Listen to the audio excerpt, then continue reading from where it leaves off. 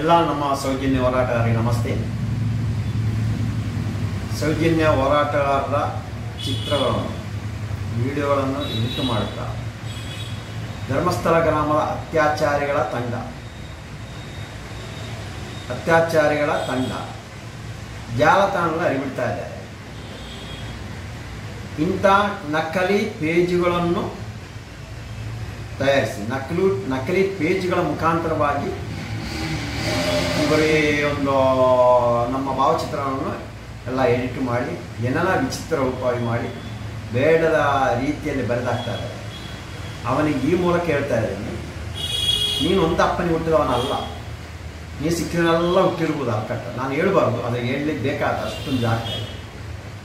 ನೀನೊಂದು ಅಪ್ಪನಿಗೆ ಹುಟ್ಟಿದವನಾಗಿದ್ದರೆ ತಾಕತ್ತಿದ್ದರೆ ನಮ್ಮೆಲ್ಲರ ದೂರವಾಣಿ ಸಂಖ್ಯೆ ನಿನ್ನ ಹತ್ರ ಇದೆ.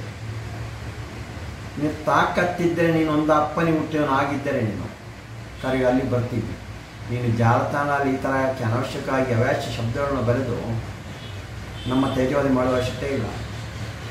ತಾಕತ್ತಿದ್ದರೆ ನೀನೊಂದು ಅಪ್ಪನಿಗೆ ಹುಟ್ಟಿದವನಾದರೆ ಜಯಂತಿಯಾದ ನಾನು ಹೇಳ್ತಾ ಇದ್ದೀನಿ, ನೀನು ಕರೆಯುವಾಗ ನಾನು ಬರ್ತೀನಿ, ಕರೆಯೋ.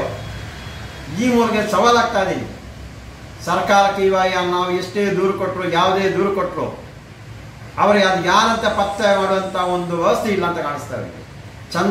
ಚಂದ್ರಯಾನ ಮಾಡಲಿಕ್ಕಂತ ದೊಡ್ಡ ವ್ಯವಸ್ಥೆ ಮಾಡಿದ್ರು. ಆದರೆ ಈ ಫೇಸ್ಬುಕ್ ಮುಖಾಂತರವಾಗಿ ಬರ್ತಂಥ ನಕಲಿ ಪೇಜ್ಗಳನ್ನು ಕಂಡುಹಿಡಿಯುವಂಥ ಒಂದು ವ್ಯವಸ್ಥೆ ನಮ್ಮ ಸರ್ಕಾರದಲ್ಲಿಲ್ಲ. ಅದಕ್ಕೋಸ್ಕರ ನಾನು ನೇರವಾಗಿ ಚಾಲೆಂಜ್ ಆಗ್ತೀನಿ, ನೀನು ಕರೆಯಲ್ಲಿ ಅಲ್ಲಿ ಬರ್ತೀವಿ. ಹೆಂಗೋ ಸೌಜನ್ಯ ಹಾಗೂ ಧರ್ಮಸ್ಥಳ ಗ್ರಾಮದಲ್ಲಿರುವಂಥ ಆ ಗ್ರಾಮದಲ್ಲಿ ಅತ್ಯಾಚಾರ ಕೊಲೆ ಮಾಡುವ ಎಲ್ಲ ಪ್ರತಿಯೊಬ್ಬರಿಗೋಸ್ಕರ ನಾವು ನಮ್ಮ ಜೀವವನ್ನು ಬಿಟ್ಟು ಜೀವದ ಅಂಗನ್ನು ತೊರೆದು ಹೋರಾಟ ಕೇಳಿದ್ದೀವಿ.